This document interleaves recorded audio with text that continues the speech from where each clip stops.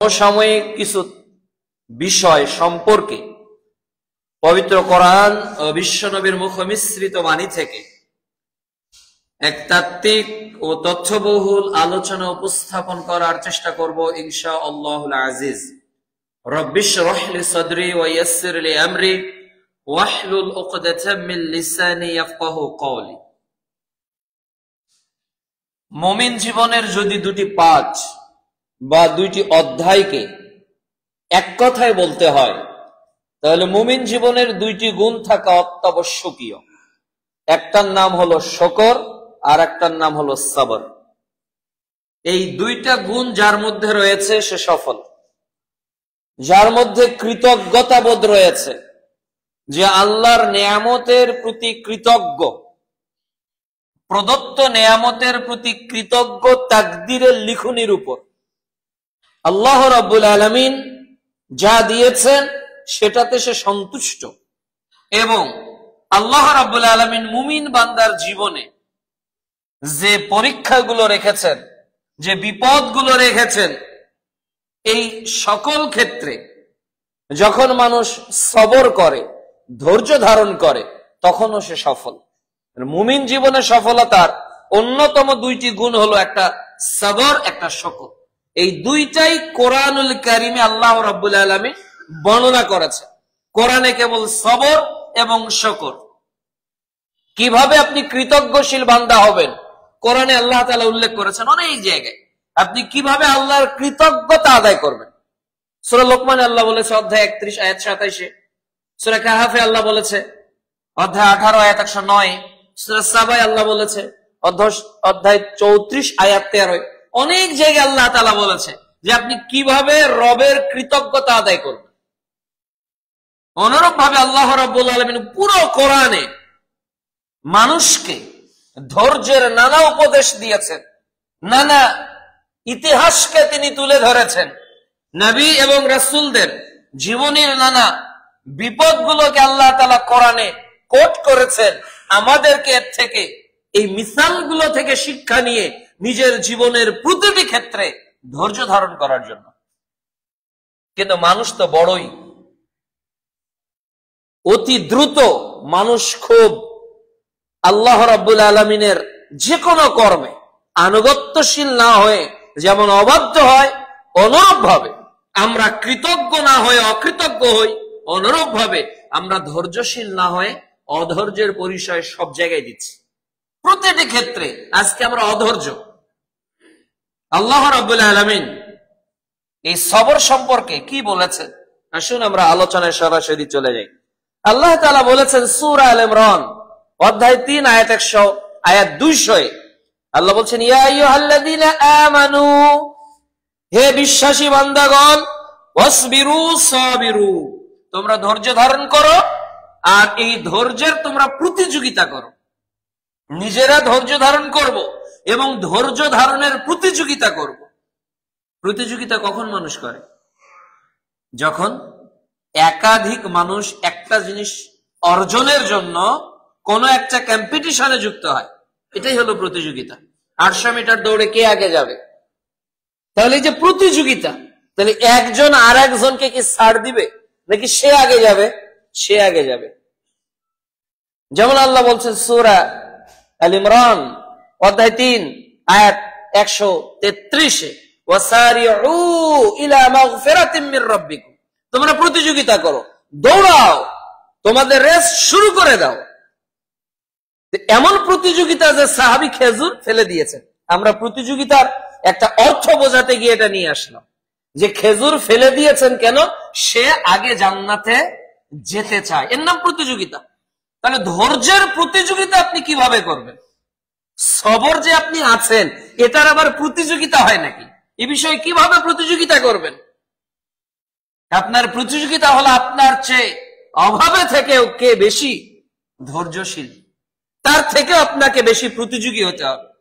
কার একবেলা খাবার নেই, এরপরেও আল্লাহর কৃতজ্ঞতায় মসজিদে এসে যাচ্ছে, আর আমার 2 বেলা খাবার আছে, এক বেলার জন্য টেনশন করছি। আমার উচিত ওই ব্যক্তির কাছ থেকে সবর শেখা এবং তার সঙ্গে প্রতিযোগিতা করা। কে আপনার থেকে কম, কে আপনার থেকে অর্থে, ইলমে, কর্মে কম, অথচ সে আল্লাহর কৃতজ্ঞতা আদায় করে ধৈর্য ধারণ করছে, ওই ব্যক্তিকে দেখে আপনাকে সবর করতে হবে। কিন্তু এটা কি আমাদের হয় নাকি এর উল্টো? এর উল্টো। আল্লাহ বলছে সূরা তাকাসুর পারা 30 অধ্যায় 108 আয়াত, অধ্যায় 102 আয়াত 1, আলহাকুমুত তাকাসুর। মানুষ কিসের প্রতিযোগিতা করে? এই প্রাচুর্যের লালসা, আত্মভোলা করে মানুষকে। অথচ আল্লাহ তাআলা বলছেন সূরা ইমরানের 200 নম্বর আয়াতে যে তোমরা প্রতিযোগিতা করো যারা ধৈর্য ধরেছে, যারা ধৈর্যশীল, তোমরা সবর করো এবং সবরের প্রতিযোগিতা করো। কিন্তু আমরা আজকে করছি কিসের প্রতিযোগিতা? সবরের না সম্পদ তৈরির, সবরের না অন্যকে ডিঙিয়ে নিজে উপরে ওঠা। অর্থ ওর চেয়ে আমার বেশি হতে হবে, বিল্ডিংটা ওর থেকে আমার সুন্দর হতে হবে, এটা সবরের প্রতিযোগিতা নয়। মুহাম্মদ সাল্লাল্লাহু আলাইহি ওয়াসাল্লাম বলছেন সহিহ মুসলিমের 223 এবং মিশকাতুল মাসাবির 281 নম্বর হাদিসে রাসূলুল্লাহ সাল্লাল্লাহু আলাইহি ওয়াসাল্লাম বলছেন যে আস-সাবরু রিয়াউন, যে সবরটা হলো আলো, এটা হলো জ্যোতির্ময়, মানুষকে আলোকিত করে। পৃথিবীতে যে যতটুকু কর্মে ধৈর্যহীন হয়ে যায় তার ততটুকু কর্মের মধ্যে অস্থিরতার প্রকাশ ঘটে। কেউ অসুস্থ, সে অস্থির হয়ে যায়। কেউ মারা গেছে, সে অস্থির হয়ে যায়। কারো কোনো কিছু হারিয়ে গেল, মানুষ অস্থির হয়ে যায়। কি করবে খুঁজে পায় না।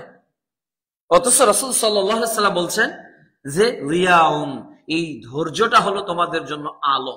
আলো মানুষকে অন্ধকারে পথ দেখায়। আল্লাহ তাআলা আরো বলছেন যে যারা ধৈর্যশীল তাদের সঙ্গে আল্লাহ রাব্বুল আলামিন রয়েছে। যারা ধৈর্যশীল, আল্লাহ তাআলা বলছেন ইয়া আইয়ুহাল্লাযীনা আমানুস্তাঈনু বিস-সাবরি ওয়াস-সালাহ, হে ঈমানদারেরা তোমরা কি করো? ধৈর্য, এরপর সালাত। ইয়া আইয়ুহাল্লাযীনা আমানুস্তাঈনু বিস-সাবরি ওয়াস-সালাহ, সূরা বাকারা অধ্যায় 2 আয়াত 153। আল্লাহ বলছে যে তোমরা আগে ধৈর্য ধারণ করো, এরপর সালাত আদায় করো। ইন্নাল্লাহা মা'আস-সাবিরিন, নিশ্চয়ই আল্লাহ ধৈর্যশীলদের সাথে আছে। তাহলে যারা অধৈর্যশীল, যারা একটুতেই আবেগপ্রবণ হয়ে যায়, একটুতেই যারা হতাশাগ্রস্ত হয়ে যায়, নিঃসন্দেহে আল্লাহ তাদের সাথে থাকেন না। তাহলে যারা তাদের ব্যক্তিগত জীবনে, আর্থিক জীবনে, সামাজিক জীবনে আল্লাহ তাআলার আনুগত্যের বাইরে যখনই সে কৃতজ্ঞতা আদায় করবে না, আপনি নিশ্চিত তার সঙ্গে আল্লাহর কোনো সম্পর্ক নেই। যখন সে বলবে ভাই আমার এই সমস্যা, আমার তো এই ক্ষতি হয়ে গেল, আমার তো এই বিশাল বড় বিপদ, আপনি আমাকে নিয়ে যোগ করছেন, এন্টারটেইনমেন্ট তৈরি করছেন, এইটা কথা প্রত্যেকটাই সবরের খেলাফ। আর সবরের খেলাফ মানে সে আল্লাহর নিকটবর্তী আর থাকতে পারবে না, কোনদিনও পারবে না। এরপর আল্লাহ রাব্বুল আলামিন আমাদের সবরের উপদেশ দিয়েছেন। কোরআনুল কারীমের সর্বশেষ যে কসমের সূরাটা রয়েছে এর নাম হলো সূরাতুল আসর। এরপর আল্লাহ তাআলা আর কোন কসম গোটা কোরআনে করেন না। এই কসম করে আল্লাহ রাব্বুল আলামিন সফল বান্দাদের 4টা গুণের কথা উল্লেখ করেছে, পুরো কোরআনের সর্বশেষ কসম। আর এই কসম একটা ছোট্ট সূরায় করলেন, আর কসম করার পর সফল মানুষের বৈশিষ্ট্য হিসেবে আল্লাহ তাআলা 4টা গুণকে উল্লেখ করেছেন। এর সর্বশেষ গুণ হলো ওয়াতাওয়াসাউ বিস-সাবর, তোমরা একজন আরেকজনকে যখন উপদেশ দিবে তখন ধৈর্যের উপদেশ দাও। দিয়েছেন কখনো কাউকে ধৈর্যের উপদেশ? বাবা তুমি ধৈর্য ধারণ করো, আল্লাহর প্রতি কৃতজ্ঞ হয়ে যাও, ধৈর্য ধারণ করো, আল্লাহ তোমার ফয়সালা করবে। কে কাকে বলেছে? আল্লাহ নির্দেশ দিচ্ছে ওয়াতাওয়াসাউ বিল হক, পরস্পরকে হকের উপদেশ দাও। তাহলে হকের উপদেশ দেওয়াটা যেমন ফরজ, অনুরূপ ভাবে সবরের উপদেশ দেওয়াটাও ফরজ। হকের উপদেশ দেওয়া ফরজ, কোরআনে অনেক জায়গা আছে। সূরা মাইদা অধ্যায় 5 আয়াত 67, সূরা কাসাস অধ্যায় 28 আয়াত 87, অনেক জায়গায় আল্লাহ তাআলা ফরজ করেছেন, এটা বাধ্য, আপনি দিতে হবে, না হলে বিচারের মাঠে আপনি আসামি হয়ে যাবে। তাহলে সবর উপদেশ দিতে হবে অনুরূপ ভাবে যেভাবে আপনি সৎ কাজের মানুষকে আদেশ করেন, হকের উপদেশ যেভাবে দেন, সবরের উপদেশ একইভাবে দিতে হবে। এটা আল্লাহ রাব্বুল আলামিনের নির্দেশ। এরপর যারা ধৈর্যশীল তাদেরকে আল্লাহ তাআলা ভালোবাসেন। যারা ধৈর্য ধারণ করে তাদেরকে আল্লাহ তাআলা ভালোবাসেন। আল্লাহ রাব্বুল আলামিন বলছেন, ইন্নাল্লাহা ইউহিব্বুস সাবিরিন। যারা ধৈর্যশীল তাদেরকে আল্লাহ ভালোবাসে। বিপদে, আনুগত্যে, কোন বালা মুসিবতে যারা ধৈর্য ধারণ করে, যারা আল্লাহর ফয়সালাকে আনুগত্যের চিত্তে, সন্তুষ্টির চিত্তে মেনে নেয়, এমন ব্যক্তিদেরকে ভালোবাসেন কে? আল্লাহ তাআলা। ইন্নাল্লাহা ইউহিব্বুস সাবিরিন। আল্লাহ ধৈর্যশীলদেরকে ভালোবাসে। এরপর যারা ধৈর্য ধারণ করবে তাদের জন্য রয়েছে আল্লাহর পক্ষ থেকে শান্তি। আল্লাহ নিজেই শান্তির ওয়াদা করেছেন। আল্লাহ রাব্বুল আলামিন কোরআনুল কারীমে বলছেন, সালামুন আলাইকুম বিমা সাবারতুম। তোমাদের জন্য শান্তি প্রতিপালকের পক্ষ থেকে, যারা তোমরা ধৈর্যের পথকে অবলম্বন করেছে। সুবহানাল্লাহ। তাহলে আল্লাহর পক্ষ থেকে যদি ভালোবাসা পেতে হয়, আল্লাহর পক্ষ থেকে যদি নিজের জীবনে প্রকৃত শান্তি আনয়ন করতে হয়, ধৈর্যের বিকল্প কিছু আছে কি? কোনোটাই নেই। ধৈর্য হলো মুসলমানদের সবচেয়ে বড় সম্পদ। এই ধৈর্য আমাদের প্রত্যেককে ধরতে হবে। রাসূলুল্লাহ সাল্লাল্লাহু আলাইহি সাল্লাম বলছেন যে সবচেয়ে শক্তিশালী কে? সবচেয়ে শক্তিশালী কে?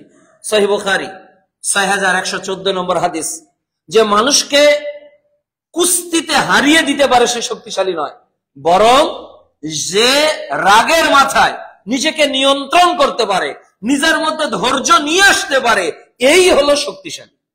তাহলে শক্তি কিন্তু কায়িক প্রদর্শনীর কোন জিনিস নয়, বরং এটা এমন একটা প্রয়োজনীয় এলিমেন্ট ফর হিউম্যান বিং। এটা একেবারে important part in our life. আমাদেরকে বেশি পেশেন্ট হতে হবে, বেশি ধৈর্যশীল হতে হবে, না হলে আমরা আমাদের জীবনে প্রতিটি ক্ষেত্রে ফেইলার হয়ে যাব। যেখানে মানুষ ধৈর্য প্রতি আনুগত্যহীনতা দেখিয়েছে, সেখানেই মানুষ আরো ক্ষতির সম্মুখীন হয়েছে। আর যেখানে ধৈর্য ধরবেন তো সেখানে বিজয় নিশ্চিত আসবে। তাহলে শক্তিশালী কে? যে নিজেকে নিয়ন্ত্রণ করে, যে নিজের রাগকে দমন করে, যে আল্লাহর ফয়সালার প্রতি সন্তুষ্ট থাকে, এই হলো শক্তিশালী। এখন আমরা সংক্ষিপ্তভাবে আলোচনা করব যে এই যে ধৈর্য আপনি ধরবেন, এটার শর্ত কি কি? কি কি শর্তে আপনারা ধৈর্য ধারণ করবেন? ধৈর্য যদি এই 4টা শর্তে না হয়, তাহলে এটা ধৈর্য হিসেবে কাউন্ট হবে না। পাঞ্জাবি হওয়ার জন্য একটা নির্দিষ্ট আকৃতি আছে না নাই? যে পাঞ্জাবি হতে গেলে এই এই এই এই স্ট্রাকচার লাগবে, এটা পাঞ্জাবি। পাঞ্জাবি আর শার্ট, টি শার্ট বা শার্ট, তিনটাই তিন জিনিস। একটা শার্ট, একটা টি শার্ট, একটা পাঞ্জাবি, একই কাপড় দিয়ে তৈরি করা হলেও তিনটার নাম কেন ভিন্ন? আকৃতির কারণে, বৈশিষ্ট্যের কারণে। এটা টি শার্ট, এটা পাঞ্জাবি, আর এটা শুধু শার্ট। তাহলে একটা মানুষ যদি নিজেকে ধৈর্যশীল প্রমাণ করতে হয়, পরিচয় দিতে হয়, তাহলে 4টা শর্ত লাগবে। 1, ধৈর্য কেবল আল্লাহর জন্য ধরবেন। কার জন্য? আল্লাহর জন্য, কোন বান্দার জন্য না, যে আমি ওকে পাওয়ার জন্য ধৈর্য ধারণ করলাম, আমি এইটা করার জন্য ধৈর্য ধারণ করলাম না। আমাদের প্রত্যেকটা কাজের ধৈর্য হবে সির্ফ আল্লাহর জন্য, যে আমি এই কাজটা করতেছি লিল্লাহ, আল্লাহর জন্য। যদি এই ধৈর্যটা আল্লাহর জন্য না হয়, বান্দার জন্য হয়, মাখলুকের জন্য হয়, আলাদা কোনো খালেকের জন্য হয়, তাহলে যতদিন আপনি ধৈর্য ধারণ করেন, যত বছর আপনি ধৈর্য ধারণ করেন, লাভ হবে না। এই পেপারে একবার আসছিল যে একজন ভাত খাবে না, দেখেন নাই যে ভাত খাবে না, একজন এটা খাবে না, অমুক যদি না হয়। এই যে মানুষ কার জন্য ধৈর্য ধারণ করে? ব্যক্তির জন্য না আল্লাহর জন্য? এটা ব্যক্তির জন্য। অনেকে অমুক করতেছে ব্যক্তির জন্য, ব্যক্তিকে খুশি করার জন্য হাজারো জিনিস মানুষ ত্যাগ করে ধৈর্য ধারণ করছে। কিন্তু ধৈর্যের প্রথম শর্ত হলো, আপনি যতটুকু ধৈর্য ধারণ করবেন, এই ধৈর্যের নেকি আল্লাহ দিবেন। এই জন্য লিল্লাহ, আল্লাহর জন্য ধৈর্যশীল হতে হবে। এটা 1 নাম্বার। 2 নাম্বার, আপনি যে বিপদে পড়েছেন, যে উদ্দেশ্যে ধৈর্য ধারণ করেছেন, এর অভিযোগ, এর অনুযোগ, এর প্রার্থনা কেবল আল্লাহর নিকট করতে হবে। আল্লাহর নিকট করতে হবে, সর্বপ্রথম আল্লাহর নিকট করতে হবে। সন্তান অসুস্থ, কেউ বিপদে পড়েছে, প্রথম শব্দই হলো ইন্না লিল্লাহ। সবকিছুই কার জন্য? আল্লাহর জন্য। তাহলে এই যে ধৈর্যের প্রথম স্টেপ, ধৈর্যের প্রথম কাজ, আমি কি করব, আমার করণীয় কি, হোয়াট শুড উই ডু, আমরা তখন কি করা উচিত? তখন আপনার প্রথম কাজ হলো এই কথাটাকে কাকে জানাবো? আল্লাহকে জানাবো। আল্লাহ, সন্তান অসুস্থ, আল্লাহ বাবা মারা গেছে, আল্লাহ আমার এই সম্পদটা হাতছাড়া হয়ে গেছে। আগে রবকে জানান। রব যা দিতে পারবেন বান্দা তা দিতে পারবেন না। রব এমন দিবেন যে আপনি সন্তুষ্ট হয়ে যাবেন, এত বেশি দিবেন যে আপনি অনেক বেশি সন্তুষ্ট হয়ে যাবেন। এজন্য যদি একটা জুতার ফিতা আপনার ছিঁড়ে যায়, সর্বপ্রথম এই অনুযোগ কাকে জানাতে হবে? আল্লাহ তাআলাকে। বান্দার নিকট তো আল্লাহ তাআলা বারবার আহ্বান করেন প্রত্যেক রাতের শেষ অংশে, কে চাইবে, কে আমার কাছে চাইবে, কি চাইবেন? যা আপনার ইচ্ছা, যা আপনি পছন্দ করেন, যা আপনি রবের নিকট কামনা করেন, প্রতিদিন গভীর রাতে ওঠেন আর আল্লাহকে বলেন, আল্লাহ আমার এটা প্রয়োজন, আল্লাহ এটা তুমি আমাকে দাও। আল্লাহ রাব্বুল আলামিন বলছেন, যে আমাকে ডাকবে আমি আল্লাহ তাআলা তার ডাকে সাড়া দিই। সুবহানাল্লাহ। ফাযকুরুনি আযকুরুকুম, তোমরা আমাকে যদি স্মরণ করো আমিও তোমাদের স্মরণ করব। কে আমার কাছে সাহায্য চাইবে আমি তা প্রদান করব। সাহায্য কার নিকট চাইতে হবে? আল্লাহর নিকট। সূরা ফাতিহা 4 নম্বর আয়াতে আমরা বলি, ইয়াকা না'বুদু ওয়া ইয়াকা নাস্তাঈন, আল্লাহ আমরা দাসত্ব করি তোমার, সাহায্য তোমার কাছে চাই। বাটা কোম্পানিতে চাকরি করে অ্যাপেক্স এর মালিকের কাছে বেতন চাইলে হবে? হবে? হবে না। নোকিয়া কোম্পানিতে চাকরি করে যদি শাওমির কোম্পানির কাছে বেতন চান, বেতন আসবে? আসবে না। সার্ভেন্ট যার আপনি, তার কাছেই চান, তার কাছে হৃদয়ে খুলে যান। কিন্তু প্রথম শর্ত যদি কন্ডিশন পূরণ না হয়, তাহলে দ্বিতীয় চাওয়াতে অন্তর থেকে চাওয়া কোনোদিনও যাবে না, কোনোদিনও যাবে না। যদি আব্দ হতে না পারেন, তাহলে চাওয়ার মধ্যে একটা গ্যাপ থেকে যাবে, একটা গ্যাপ থেকে যাবে। সিজদা দিতে কেন জানি মজা লাগে না, কোরআন তেলাওয়াতে কেন জানি আবেগ আসে না, নামাজে দাঁড়ালে কেন জানি আনুগত্যে মাথাটা নুয়ে যায় না, কেন জানি আনমনা হয়ে যায়, কেন জানি ব্যবসা, কেন জানি স্ত্রী, কেন জানি সংসার, কেন জানি পৃথিবীর প্রপার্টিজ গুলো আমার মেমোরাইজিং হতে থাকে, আমার হৃদয়ে শুধুমাত্র সেটাই ঘুরপাক খায়, সার্কেলিং হয়। এটার পিছনে কারণ হলো আপনি প্রকৃত অর্থে আব্দ হতে পারেননি, যার কারণে আপনার চাওয়ার ক্ষেত্রে গ্যাপ থেকে যাচ্ছে। কতবার হাত তুলছেন, চোখ থেকে পানি ঝরে না। বছরের পর বছর কোরআন পড়েন, কিন্তু একদিনও কোরআন পড়তে আপনার চোখ থেকে পানি বের হয় না। তার মানে আপনি আব্দ এখনো হতে পারেন নাই। যদি আব্দ হতে পারতেন, ইবাদতে মজা পেতেন। ইবাদত এমন একটা জিনিস যেখানে আপনি যত বেশি করবেন তত আপনি প্রশান্তি লাভ করবেন, তত আপনার হৃদয়ে প্রশান্তি চলে আসবে। আর যখন আপনি আল্লাহ তাআলার প্রকৃত আনুগত্যশীল হবেন না, যখন আপনার ইবাদত আল্লাহর পাশাপাশি বান্দার হয়ে যাবে, যখন আপনার চাওয়া আল্লাহর পাশাপাশি বান্দার ক্ষেত্রে হবে, যখন আপনার ধৈর্য আল্লাহর পাশাপাশি ব্যক্তির জন্য হয়ে যাবে, তখন আপনি যতই হাত তুলে মোনাজাত করুন না কেন, তখন আপনি যতই সালাতে দাঁড়িয়ে যান না কেন, তখন আপনি সেজদায় লুটে পড়ে যতই ক্রন্দন করেন না কেন, এই ইবাদতের মধ্যে কোনো তৃপ্তি আসবে না। অনেক মানুষ দেখবেন সালাত আদায় করে, কোরআন তেলাওয়াত করে, অনেক জিকির আজকার করে, কিন্তু ইবাদতে কোনো মজা পায় না, প্রশান্তি খুঁজে পায় না। কোরআন তেলাওয়াত করে বিশাল একটা হৃদয় নিয়ে বাড়ি থেকে বের হয়েছেন কি কখনো? মসজিদে এই যে জুমার দিন ঢুকবেন, যখন সালাত শেষ হয়ে গেল, বিশাল একটা হৃদয় নিয়ে আপনি বাড়িতে এই মসজিদ থেকে বের হন কখনো? না। আপনি বের হতে হতেই আগে আপনার মেসেজ কলে নোটিফিকেশন কে কে মিস কল দিয়েছে, আপনার ডাটা কানেকশনে মেসেঞ্জারে কে কে আপনাকে মেসেজ সেন্ড করেছে, হোয়াটসঅ্যাপে কে আপনার সঙ্গে ভার্চুয়াল কমিউনিকেশন করেছে। তাহলে আপনি বের হয়ে এই বিশাল আরশের মালিক পুরো আসমানের দিকে তাকান যে রব, জুমার দিনে তুমি আমাকে যথাসময় এসে খুতবা শুনে 2 রাকাত সালাত আদায় করে এরপর আবার সুন্নত পড়ে যাওয়ার তৌফিক দান করতেছো। আলহামদুলিল্লাহ, আল্লাহ তুমি কত দয়া করেছো আমার প্রতি। এইভাবে হৃদয় দিয়ে শ্বাস নিয়ে আল্লাহকে বলেছেন কি কখনো? কখনো হয়নি।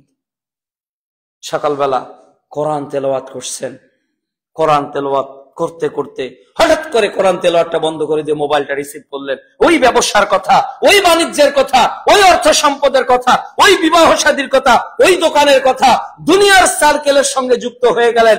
কিন্তু কোরআন যে আপনাকে মুআজিজা নিয়ে নাজিল হয়েছে, কোরআন যে আপনাকে মানুষ হওয়ার জন্য নাজিল হয়েছে, এই কোরআনের একটা বিশাল অঙ্গন থেকে নিজেকে ডাইভার্ট করে নিয়ে আবার কোরআনের দিকে তাকিয়ে আছেন কখনো যে আবার তোমাকে আমি পড়বো।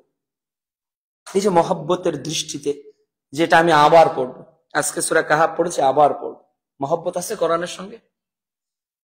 হোয়াটস your communication? What's the relationship between myself and the holy Quran? বলেন আপনি, আমার সাথে কোরআনের কি সম্পর্ক আছে? আমার সব কিছু নোটিফিকেশন থাকে, কিন্তু অ্যালার্মে এমন কোন অ্যালার্ম খুঁজে পাওয়া যাবে না যে আজকে জুমার দিন সূরা কাহাফ পড়লাম কি পড়লাম না আমাকে কি স্মরণ করিয়ে দিবে। তাহলে আমাদের রিলেশনশিপটা কি আল্লাহর সাথে ভালো আছে? ভালো নেই। এই জন্য ধৈর্যের 2 নম্বর বিষয় হলো যে ধৈর্যের প্রথম আঘাত, ধৈর্য ধারণ করার যত অভিযোগ, এটা আগে আল্লাহকে বলতে শেখেন, আল্লাহকে জানান।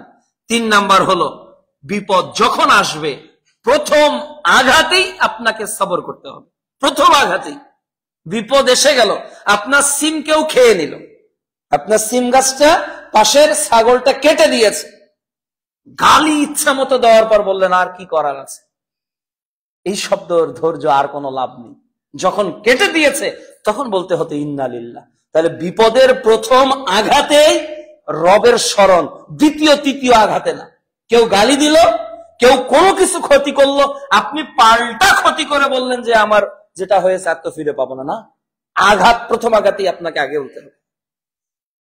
অ্যাক্সিডেন্ট হয়ে কোটি টাকার গাড়িটা নিমিষেই ধ্বংস হয়ে গেল, সর্বপ্রথম ম্যানেজারকে না বলে, ড্রাইভারকে না বলে, অমুক তমুককে না বলে, যে আঘাত করেছে তাকে গালি না দিয়ে সর্বপ্রথম আগে আপনি ধৈর্য ধারণ করেন। বিপদের প্রথম আঘাতেই ধৈর্য ধারণ করতে হবে। এখন যদি কোনো একটা জিনিস কেউ নিয়ে যায়, চিল নিয়ে গেছে কোনো একটা জিনিস, এখন আপনি চিলের পিছনে ছুটছেন, যখন নদী ক্রস করে চিল চলে গেল তখন বলতেছেন যে আল্লাহর নামে দান করে দিলাম। এটার নাম ধৈর্য নয়। প্রথম আঘাতেই আপনাকে লিল্লাহ, আল্লাহর জন্য ধৈর্য ধারণ করতে হবে। 2 নম্বর, বিপদের প্রথম কথাটা আল্লাহকেই বলতে হবে। আর 3 নম্বর, যখনই বিপদ হবে সর্বপ্রথম আপনার যে বাক্যটা উচ্চারিত হবে সেটা হলো ইন্না লিল্লাহি ওয়া ইন্না ইলাইহি রাজিউন। আল্লাহকে স্মরণ করবেন। 4, বিপদে পড়লে এই বিপদ থেকে, অভিযোগ আল্লাহকে দিলেন, এই বিপদ থেকে উদ্ধার করার জন্য আবার আল্লাহর নিকট আপনাকে চাইতে হবে যে আল্লাহ, সন্তান মারা গেছে, তুমি উত্তম সন্তান দান করো। আল্লাহ, এই বিপদ হয়েছে, তুমি এইটা আমাকে দান করো। সেই সাহাবীর কথা স্মরণ করেন যে দিনের পথে গিয়েছিল, তার সন্তান মৃত্যুবরণ করেছে, স্ত্রী গোসল দিয়েছে, কাফনের কাফন পরিয়ে দিয়েছে, এরপর স্বামী এসেছে, এরপর বলেছে, স্বামী তার গোসল, খাওয়া দাওয়া, রাতের জৈবিক চাহিদা পূরণ করেছে। এবার স্ত্রী বলছে, হে স্বামী, আল্লাহ তাআলা যদি কোনো বান্দাকে কিছু আমানত হিসেবে দেয়, এটা যদি নির্দিষ্ট সময় ফেরত চায় তাকে কি দেওয়া উচিত? বলছে অবশ্যই দেওয়া উচিত। যদি না দেয় তাহলে সে তো অন্যায়কারী হবে, সে জালেম হয়ে যাবে। তখন স্ত্রী বলছে, আল্লাহ তাআলা আমাকে যে সন্তানটা দিয়েছিলেন, যে পুত্র সন্তানটা দিয়েছিলেন, আল্লাহ রাব্বুল আলামিন আজকে সেটা নিয়ে গেছেন। স্ত্রীর এই কথা শুনে স্বামী হতভম্ব হয়ে গেছে। কি স্ত্রী, সকালবেলা বিকেলবেলা সন্তান মারা গেছে, আমি দাওয়াতের মাঠ থেকে ফিরে আসলাম, আমার সবকিছু ফ্রেশনেস করে খাওয়া দাওয়া করে আমার জৈবিক চাহিদাকে পূরণ করলাম এতদিন পর, এরপর আমি যখন তৃপ্ত হলাম, আমার স্ত্রী আমাকে এই কথা বলছে। ফজরের সালাতে রাসূলুল্লাহ সাল্লাল্লাহু আলাইহি সাল্লামকে যখন এই ঘটনা খুলে বলা হলো, মুহাম্মদ সাল্লাল্লাহু আলাইহি ওয়াসাল্লাম তার জন্য এত দোয়া করলেন যে তার পরিবারে পরবর্তীতে যে 7 জন সন্তান হয়েছে কম বেশি, তারা প্রত্যেকে আল্লাহর কোরআনের হাফেজ হয়েছে। সুবহানাল্লাহ। তাহলে ধৈর্যের প্রতিদান কার নিকট চাইতে হবে? আল্লাহর নিকট। বিপদে যা ক্ষয় হয়েছে, এর দ্বিগুণ এর 7 গুণ পুষিয়ে দেওয়ার ক্ষমতা কার? ব্যক্তির না আল্লাহ? আল্লাহ। এই জন্য প্রিয় উপস্থিতি, এই 4টা শর্ত যাতে আমাদের মনে থাকে, আমরা যাতে বিপদের ক্ষেত্রে সর্বপ্রথম বিপদে আল্লাহর জন্য ধৈর্য ধারণ করতে পারি, আমরা বিপদের বিষয়টা আল্লাহ ছাড়া যেন কারো নিকট অভিযোগ না করি, এবং আমরা প্রথম আঘাতেই যেন বিপদে ধৈর্য ধারণ করতে পারি, এবং বিপদ যেটা এসেছে এর চেয়ে উত্তম বারাকা যাতে আল্লাহ তাআলা আমাকে দান করে, এটা যেন আল্লাহর নিকট বলতে পারি। এই 4টা শর্ত যেন আল্লাহ তাআলা আমাদেরকে পূরণ করার তৌফিক দান করেন। আল্লাহ। আপনি যে বিপদ যে ধৈর্য ধারণ করবেন, এটা কয়টা, এর ক্লাসিফিকেশন কি, আপনি কিভাবে কোন বিপদে কিভাবে ধৈর্য ধারণ করবেন? মূলত আমরা বিপদে 3 ভাবে ধৈর্য ধারণ করতে পারি, 3 ভাবে। 1 নাম্বার সবর হলো যে আনুগত্যের ক্ষেত্রে সবর, আনুগত্য, আপনি আনুগত্যের ক্ষেত্রে আল্লাহর নিকট ধৈর্য ধারণ করছেন। 2 নাম্বার হলো পাপ থেকে বেঁচে থাকার ক্ষেত্রে সবর, আর 3 নাম্বার হলো সাধারণ বিপদে সবর। তাহলে সবর কয় প্রকার? 3 প্রকার। একটা হলো যে আমি আনুগত্যে ধৈর্য ধারণ করব, আল্লাহর যত আদেশ, আল্লাহর যত নিষেধ, আল্লাহর যত আহকাম আরকান যা আছে আমি দ্বিধাহীন চিত্তে এটা মেনে নিব, বিশাল ধৈর্যের প্রয়োজন রয়েছে। 2 নাম্বার আমার পাপ থেকে বাঁচার জন্য ধৈর্য, আর 3 নাম্বার বিপদ আসলে ধৈর্য। আসুন আমরা বিষয়গুলোকে সংক্ষিপ্তভাবে ব্যাখ্যা করার চেষ্টা করি। 1, আনুগত্যে ধৈর্য। মুমিন জীবনে আনুগত্যে ধৈর্যশীল হওয়া অনেক বেশি কঠিন একটি বিষয়। আনুগত্যে ধৈর্য, আল্লাহ রাব্বুল আলামিন যা আদেশ করেছেন তা মেনে চলাটা কখনোই সহজ কোনো বিষয় নয়, সহজ কোনো বিষয় নয়। আল্লাহ বলেছে সালাত আদায় করতে হবে। এই যে ফজরে এসেছেন, আবার জুমাতে আসলেন, আবার আসরে আসবেন, আবার মাগরিবে আসবেন, আবার এশাতে আসবেন, কোন এক্সকিউজ, কোন এক্সটেন্ড ছাড়া আল্লাহ বলেছে আপনি আসতে বাধ্য। ব্যবসা বাণিজ্য, ক্ষেত কামার সবকিছু ছেড়ে 5 বার আপনাকে মসজিদে আসতে হচ্ছে, ধৈর্য লাগবে না? অবশ্যই অনেক বেশি ধৈর্যের প্রয়োজন রয়েছে। আপনি ঈমান এনেছেন, এই ঈমানের পথে টিকে থাকবেন যেভাবে আল্লাহ বলেছে, এটা ধৈর্য ছাড়া সম্ভব নয়। আল্লাহ তাআলা বলছেন ইন্নাল্লাযীনা ক্বালু রাব্বুনাল্লাহ সুম্মা ইসতাকামু, যে ঈমান আল্লাহ এবং আল্লাহ রব ঘোষণা দেওয়ার পর এর উপর ইস্তেকামাত থাকলো, এটা সবচেয়ে কঠিন। আনুগত্যশীল হওয়া, আল্লাহর হুকুমে আমরা কেউ ধৈর্য ধারণ করতে পারি না, আমরা অবাধ্য। আপনি আপনার জীবনে দেখেন আল্লাহর কতটা অবাধ্যতা আপনি করেছেন, আল্লাহর আনুগত্য আপনি মানেননি। আল্লাহ বলেছে সালাত আদায় করো, আপনি 5 ওয়াক্ত সালাত আল্লাহর পদ্ধতিতে আদায় করছেন না। আল্লাহ যে সময়ে যে সালাত দিয়েছে, রাসূলুল্লাহ সাল্লাল্লাহু আলাইহি ওয়াসাল্লাম যে ভাবে নির্দেশ দিয়েছে, আল্লাহ বলেছে মালের যাকাত প্রদান করো, সম্পদ হলে যাকাত দাও 2.5% হারে।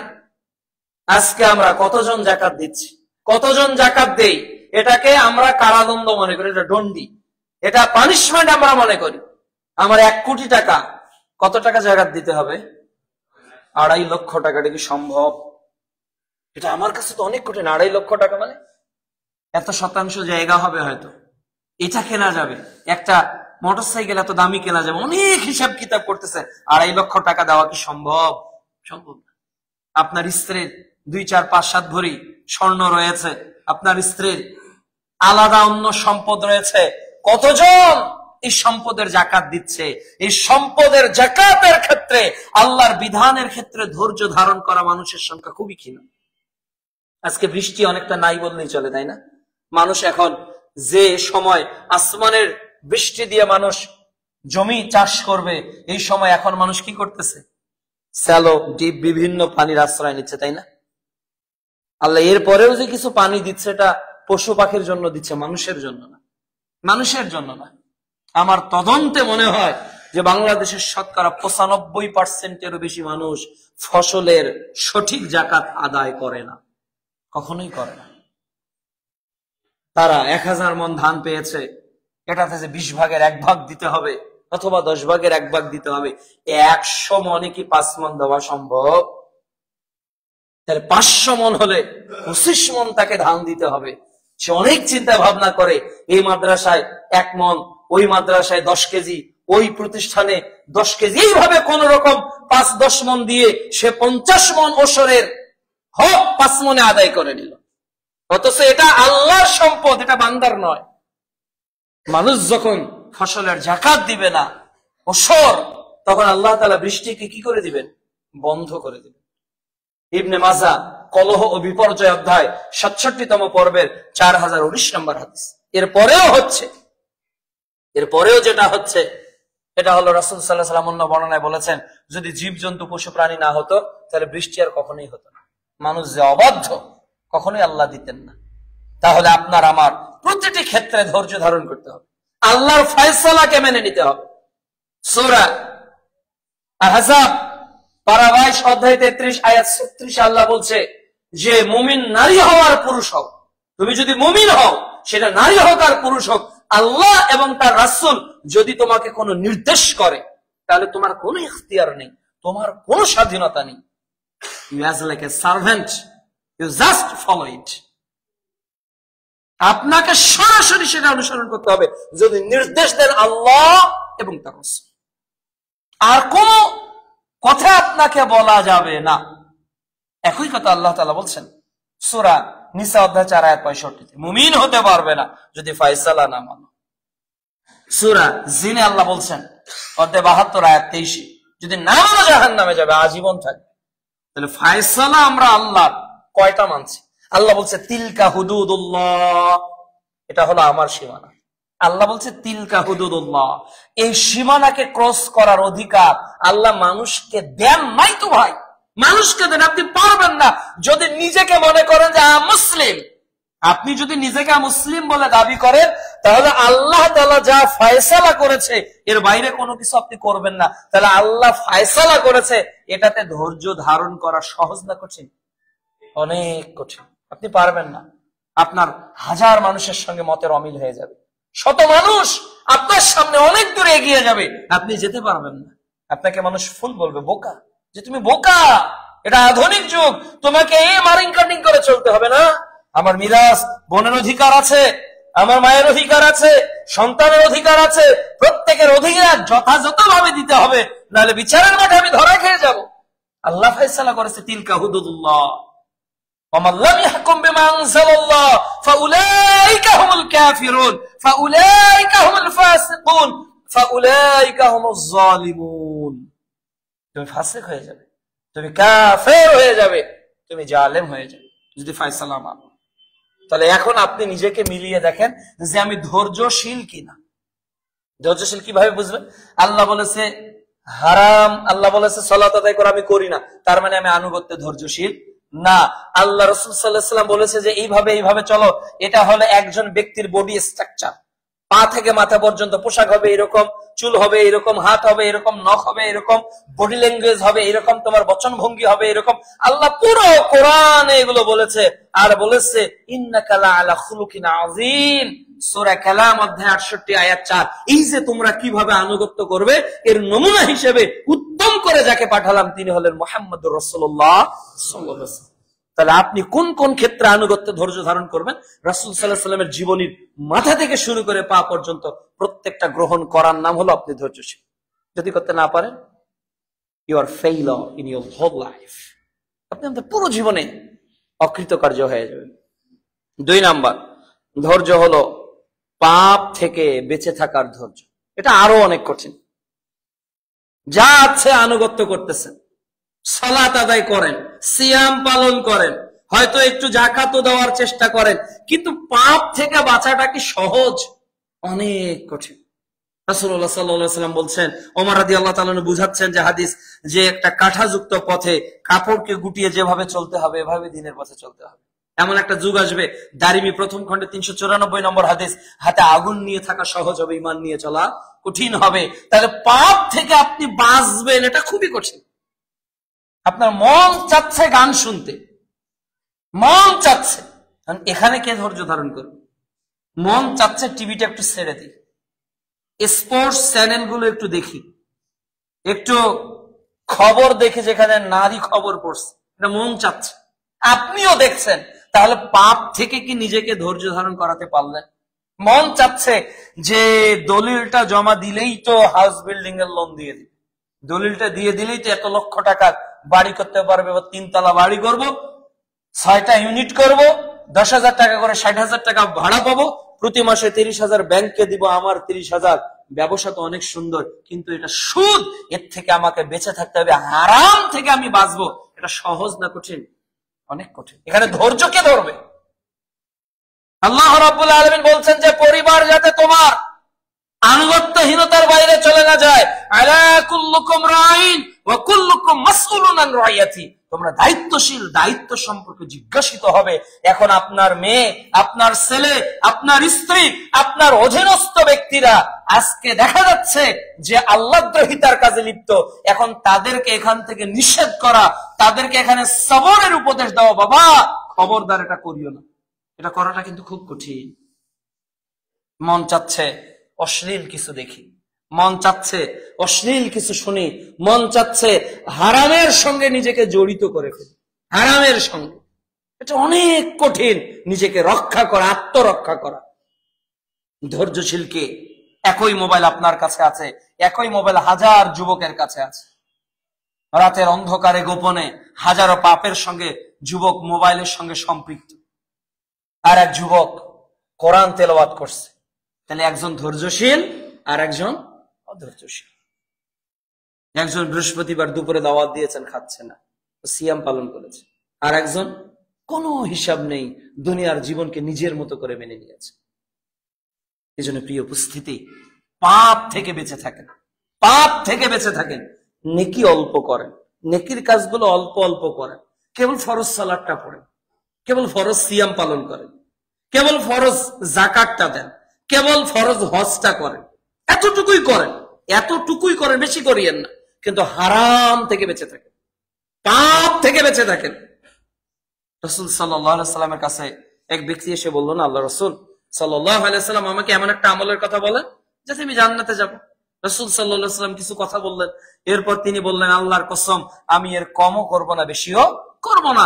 এই লোকটা যখন চলে যাচ্ছে, রাসূল সাল্লাল্লাহু আলাইহি সাল্লাম বললেন, পৃথিবীতে কেউ যদি তার চোখকে শীতল করতে চায় যে আমি জান্নাতি মানুষ পৃথিবীতেই দেখবো, সে যেন ওই লোকটার দিকে তাকায়।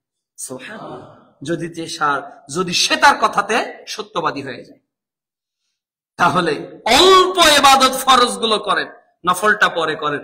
নফল করার চেয়েও বেশি কষ্টদায়ক হলো পাপ থেকে নিজেকে বাঁচানো। মিথ্যা কথা ছেড়ে দিবেন, গীবত করবেন না, বেপরদায় চলবেন না, মানুষের ছগলখুরি করবেন না, অন্যের সম্পদ আত্মসাৎ করবেন না, হারাম পথে নিজেকে যুক্ত করবেন না, অশ্লীলতায় নিজেকে নিমজ্জিত করবেন না, নিজের কর্ম দিয়ে কখনো অন্যরা ক্ষতিগ্রস্ত হোক এমন কিছু আপনি করবেন না। এটা দিয়ে পৃথিবীতে চলা অনেক অনেক অনেক অনেক কঠিন। হয়তো ভালো কাজ করা সহজ, কিন্তু পাপ থেকে বেঁচে থাকা খুব কঠিন, কেউ বুঝতে পারছে না। এই জন্য আমাদের ধৈর্য ধারণ করতে হবে। মন চাচ্ছে ছেলেটাকে সুদের চাকরিটা করিয়ে দিই, মন চাচ্ছে মেয়েটা পুলিশ হোক, মন চাচ্ছে এইটা করতে, কিন্তু এটা পাপ, এটা যে অন্যায়, এটা যে অন্যায়, এটা আপনার বোঝাটা তো প্রয়োজন যে আল্লাহ নিষেধ করেছে। আল্লাহ যেটা নিষেধ করেছে এটাকে আমরা মেনে নিতে পারি?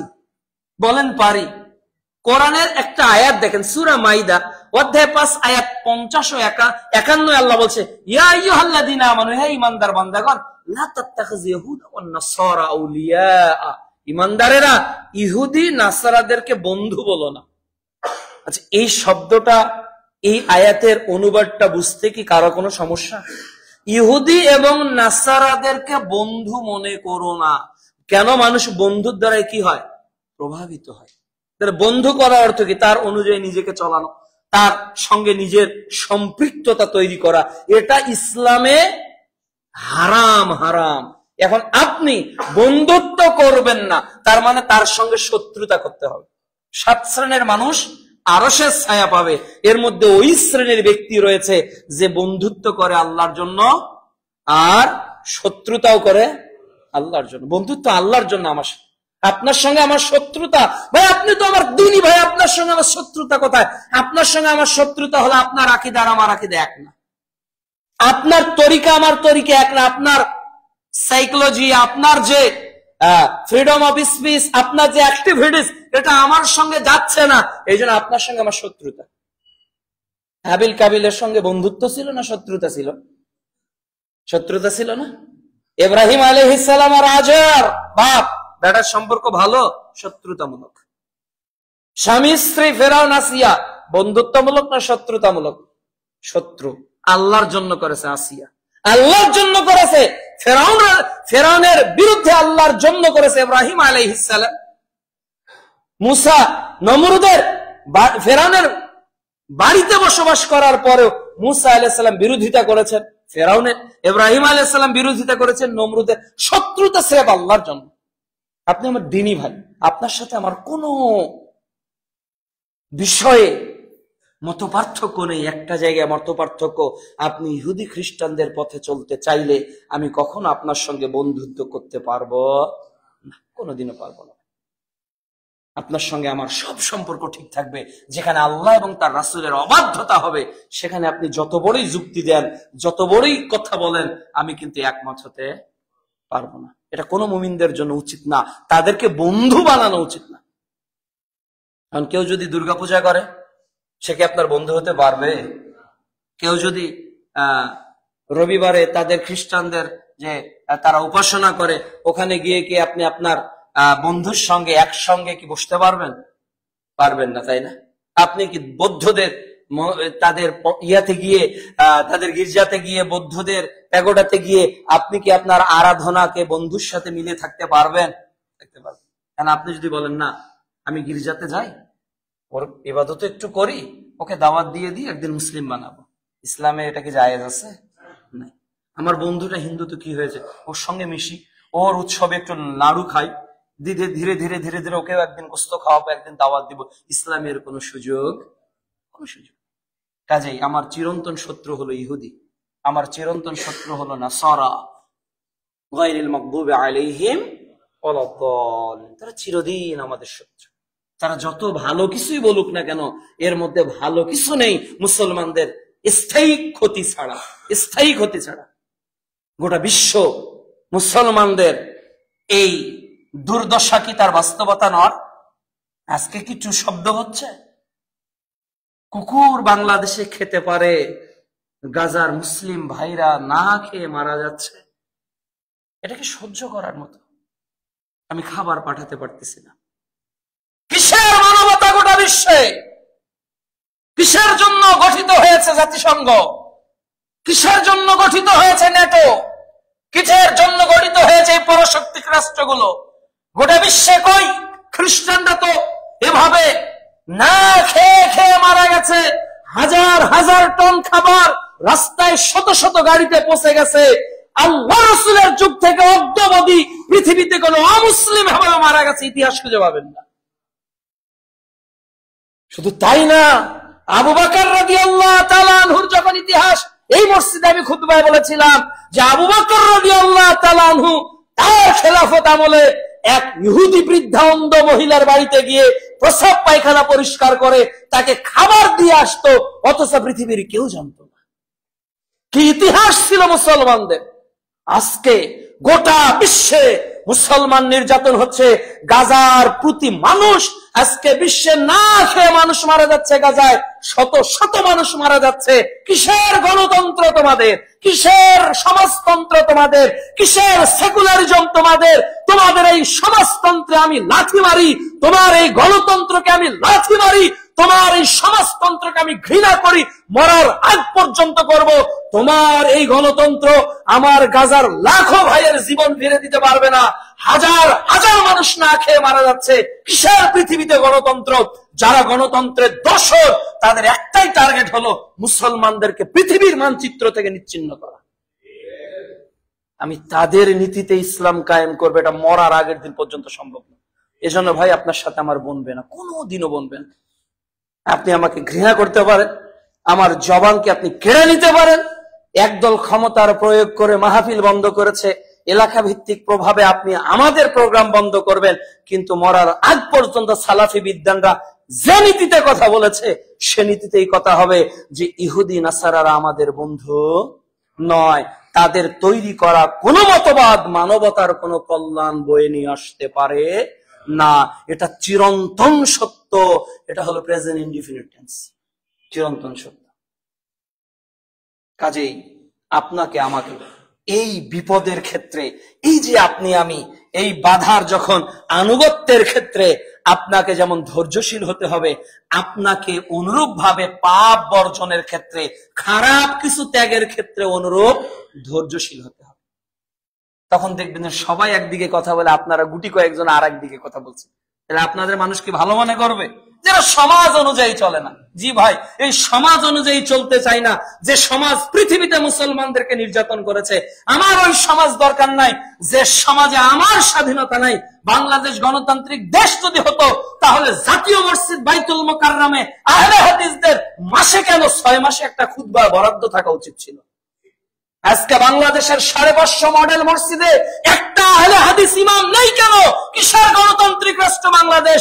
এই রাষ্ট্র যেদিন ইসলামিক হবে, সেই দিন সবচেয়ে বেশি নির্যাতিত হবে আহলে হাদিস, সবচেয়ে বেশি নির্যাতিত হবে। এই কথাটা আপনি স্বর্ণাক্ষরে লিখে রাখেন। তার সঙ্গে আমার আকীদার দ্বন্দ্ব। যদি গণতন্ত্র হতো, কই পার্লামেন্টে অনেক নাকি নামে আহলে হাদিস এমপি আছে, মন্ত্রী আছে, কই দুইটা মডেল মসজিদ আহলে হাদিস ইমাম খুতবা দিচ্ছে, দেখেন বাংলাদেশে। জাতীয় মসজিদে ভাগে আমরা পাই। আমরা যদি 4 কোটি হই আর তারা যদি 16 কোটি হয় বা 14 কোটি হয়, আমরা কি ভাগে কিছু পাই না? 2-1টা পাই, বছরে 2-1টা পাই না? তো আমাদের অধিকার কোথায়? কিসের আপনার মুখে গণতন্ত্র? জি না, আপনি গণতন্ত্রের দোষণ নন, বরং বিশুদ্ধ আকীদার কবর রচনা করার আপনার মিশন। অতএব আপনাকে আমাকে অত্যন্ত সজাগ ও সতর্ক থাকতে হবে। আমাদের বন্ধুত্ব হবে আল্লাহর জন্য, শত্রুতা হবে আল্লাহর জন্য। ভাই, আমি আপনাকে আল্লাহে বিল্লাহে তাল্লাহে আল্লাহর জন্য ভালোবাসি। তবে পৃথিবীতে আল্লাহ তাআলা যেহেতু বলেছে ইহুদি নাসারা আমাদের বন্ধু নয়, মুহাম্মদ সাল্লাল্লাহু আলাইহি ওয়াসাল্লাম বলেছে তারা তোমাদের শত্রু, তারা তোমাদের ঘোর শত্রু, এজন্য ভাই তাদের নীতিকে আমি শত্রুতার নীতি মনে করি। তারা কখনো মুসলমানদের কল্যাণ চাইবে না। 3 নম্বর ধৈর্য হলো বিপদে ধৈর্য ধারণ করা। 1 নম্বর কি ধৈর্য? আনুগত্যে যা আদেশ আছে, যা নিষেধ আছে কোরআনে। 2 নম্বর পাপ থেকে, অন্যায় থেকে, পাপাচার থেকে, আল্লাহ তৈরিকৃত যত নিষেধ আছে এই সব কিছু থেকে নিজেকে বিরত থাকার ধৈর্য। আর 3 নম্বর হলো যে বিপদে আপনি যে ধৈর্য ধারণ করেন। আল্লাহ তাআলা বলছেন সূরা বাকারার 155 এবং 156 নম্বর আয়াতে, যে ওয়ালানাবলুওয়ান্নাকুম বিশাইয়্যিন মিনাল খাউফ ওয়াল জু'ই ওয়া নাকসিম মিনাল আমওয়াত ওয়াল আনফুসি ওয়াস সামারাত ওয়া বাশশিরিস সাবিরিন, যে আমি তোমাদেরকে পরীক্ষা করব ভয় দিয়ে, ক্ষুধা দিয়ে, ফসলের ক্ষতি দিয়ে, সন্তানাদির মৃত্যু দিয়ে, কিন্তু অবাশশিরিস সাবিরিন, সুসংবাদ কাদের জন্য? যারা ধৈর্যশীল।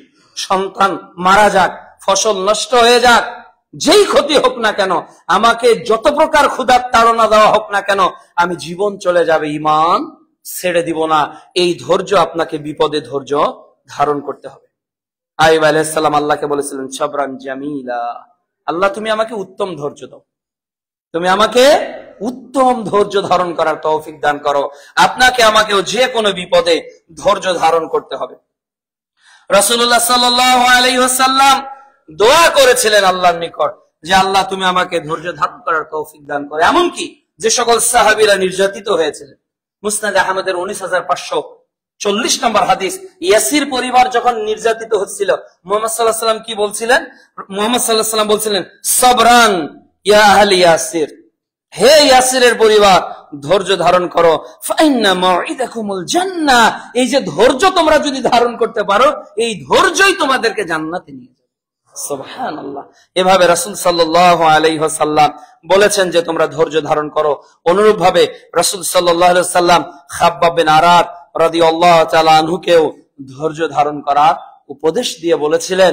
সহিহ বুখারীর 3612 নম্বর হাদিস, যখন খাব্বাব রাদিয়াল্লাহু তাআলা আনহু নির্যাতিত হচ্ছিলেন, তার মধ্যে তাকে যখন বিপদগ্রস্ত করা হচ্ছিল, তখন খাব্বাব রাদিয়াল্লাহু তাআলা আনহু রাসূল সাল্লাল্লাহু আলাইহি ওয়াসাল্লামের কাছে আসলেন। আর রাসূল সাল্লাল্লাহু আলাইহি ওয়াসাল্লাম খাব্বাব রাদিয়াল্লাহু তাআলা আনহুকে বললেন, ও খাব্বাব, তুমি বড়ই ব্যস্ত হয়ে গিয়েছো, তুমি একটু ধৈর্য ধারণ করো। এমন একটা সময় আসবে খাব্বাব, এমন একটা যুগ চলে গেছে খাব্বাব, বিপদ মানুষের এত এসেছিল যে ইমানের কারণে একটা মানুষকে কোমর পর্যন্ত পুঁতে ফেলা হতো, তার মাথার উপর করাত দিয়ে পুরো মাথাটাকে দ্বিখণ্ডিত করে ফেলা হতো। এরপর একটা মানুষকে বেঁধে ফেলে লোহার চিরুনি দিয়ে জীবন্ত মানুষের গোস্ত আর হাড্ডিগুলোকে চিরে চিরে আলাদা করে ফেলা হতো। খাব্বাব, মনে রেখো, এমন একটা সময় আসবে যখন প্রত্যেক মাটির ঘরে ইসলাম প্রবেশ করবে, প্রত্যেক জীর্ণ কুটিরে ইসলাম প্রবেশ করবে, সম্মানিতদের সম্মানের সাথে, আর যারা গ্রহণ করবে না তাদেরকে অপমানের সাথে তাদের ঘরে ঘরে ইসলাম পৌঁছে যাবে। যে কথা কোরআনের অন্য জায়গায় আল্লাহ বলছে, ইযা জাআ নাসরুল্লাহি ওয়াল ফাত ওয়া রাআইতান নাসা ইয়াদখুলুনা ফি দীনিল্লাহি আফওয়াজা।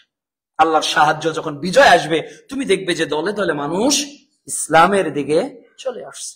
এজন্য প্রিয় উপস্থিতি, জীবনের এই তিনটি ক্ষেত্রের ধৈর্য, চারটি শর্তের মাধ্যমে যদি আমরা পালন করতে পারি, তাহলে জীবনে আসবে প্রকৃত সফলতা। প্রকৃত সফলতার জন্য মুমিন জীবন আবশ্যকীয় দুইটি কাজ হলো, একটা হলো শুকর আর একটা হলো সবর।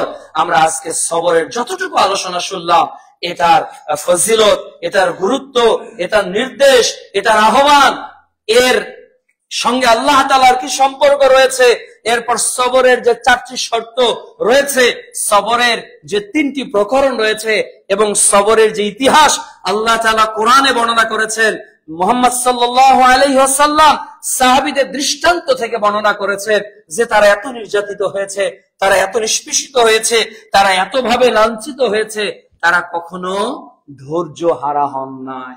এজন্য জীবনের প্রতিটি ক্ষেত্রে আমাদের ধৈর্যের প্রয়োজন আছে না?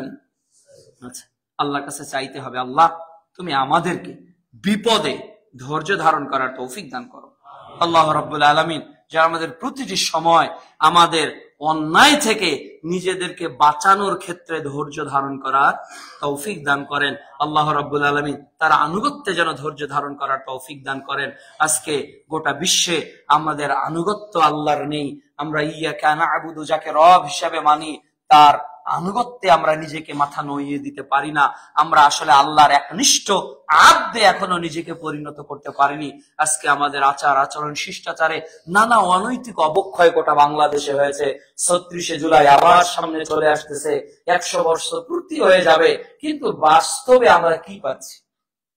ধর্ষণ চলমান, মানুষ হত্যা চলমান, একজন আরেকজনের উপর জেল জুলুম সাদাবাজি চলমান না বন্ধ হয়ে গেছে?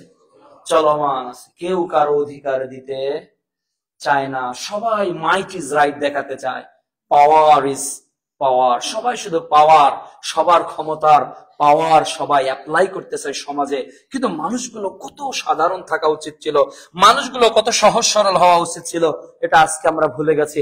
আজকে কারো সঙ্গে কারো হকুল ইবাদার সম্পর্ক ঠিক নেই, কারো সম্পর্ক ঠিক নেই।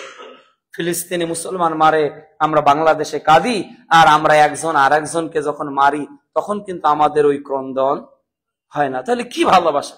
ফিলিস্তিনের মুসলমানদের জন্য আমাদের চোখে পানি আসে, আর আমরা রাজনীতির নামে এক ভাই আর এক ভাইকে মারছি।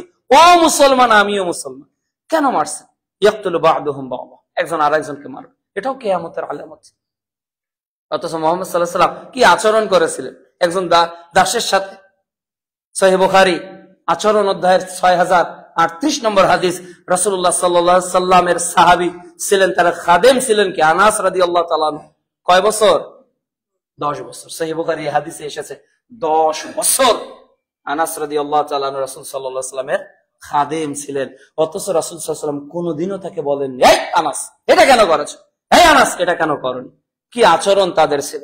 আর আমরা যদি আজকে নেতা হয়ে যাই, আমাদের যদি অধীনস্থ ২-৪ জন থাকে, আমরা যদি আজকে বড় পদের অধিকারী হয়ে যাই, আমাদের কোম্পানিতে যদি ২-৪ জন থাকে, আমরা যদি বস হয়ে যাই, আমাদের অধীনে যদি কিছু লোক থাকে, আমরা যদি মেম্বার হয়ে যাই, আমাদের অধীনস্থ যদি কিছু মানুষ থাকে, আমরা তাদেরকে মানুষই মনে করি না। মানুষ মনে করি না। আমাদের আচরণ তুই তুতকারী শব্দ। কেন? ও তো রিক্সা চালায়, এই রিক্সা এদিকে আয়, তুই যাবি। অথচ যিনি রিক্সা চালাচ্ছে তার বয়স হলো ৫০, ৬০, ৭০, আর যুবক দেখতেছে। কি আচরণ আমাদের মানুষের সঙ্গে, কি অ্যাটিটিউড করতেছে। একটা ভ্যান মানে কি জানেন? একটা পরিবার। ফুটপাতের একটা দোকান, আমি শুধু ওই ফুটপাতের দোকানটাকে দেখি না, আমি যখন এই ফুটপাতের এই দোকানের দিকে তাকাই, আমার মনে হয় যে ছোট্ট সন্তানটি অপেক্ষা করতেছে যে আব্বু বিস্কুট নিয়ে আসবে বলে, এই জন্য লোকটা দোকান দিয়ে বসে আছে বৃষ্টিতে, এমনিতে না। আমি যখন কোন এই মানুষগুলোর দিকে তাকাই, আমার সঙ্গে সঙ্গে ওদের পরিবারের একটা চিত্র চলে আসে, যে মানুষগুলো এত হাড় ভাঙা পরিশ্রম করতেছে। হয়তো স্ত্রী আশায় আছে কখন আমার স্বামী আসবে, 2 কেজি চাল নিয়ে আসবে, ওইটা রান্না করে আমি খাবো। ওটা একটা দোকান না, ওটা একটা পরিবার, ওটা একটা দোকান না, ওটা একটা স্বামী স্ত্রীর মহব্বতের জায়গা, ওটা একটা দোকান না, ওটা একটা অধীর আগ্রহে বসে থাকা সন্তান বাবার প্রতীক্ষার জায়গা। আমরা তো সহজ মনে করে নিয়েছি, তুই তো কারি বলি, রিক্সা চালায়, ওই মানুষটার কোনো গুরুত্ব আমরা বুঝি না, কিন্তু সে যে একটা পরিবারের নেতৃত্ব দিচ্ছে আমরা বুঝি না। এর জন্য আমাদের আচরণটাকে আগে সুন্দর করতে হবে ভাই। মানুষকে আজকে মানুষ হতে হবে। মানুষ যেভাবে মানুষের প্রতি অত্যাচার করছে, কি শ্রমিক কি মালিক, কারোর সঙ্গে কারো কোনো মিল নাই। একজন প্রভু আর একজন মনে হচ্ছে তার চাকর। অথচ রাসূল সাল্লাল্লাহু আলাইহি ওয়াসাল্লাম বলছেন, শ্রমিকের ঘাম শুকানোর আগে তার পারিশ্রম তাকে কি করে দাও, তাকে বুঝিয়ে দাও। কত কথা এসেছে, অথচ আজকে আমাদের আচরণ কেমন হয়ে যাচ্ছে। সকলকে অনুরোধ করব আমরা যাতে মানুষ হতে পারি। বাংলাদেশে নেতা পরিবর্তনের চেয়ে নীতি পরিবর্তনের আন্দোলনকে বেশি গুরুত্ব দেওয়া দরকার, যে কোন কোন জায়গার নীতিগুলো পরিবর্তন করলে মানুষ শান্তিতে থাকবে।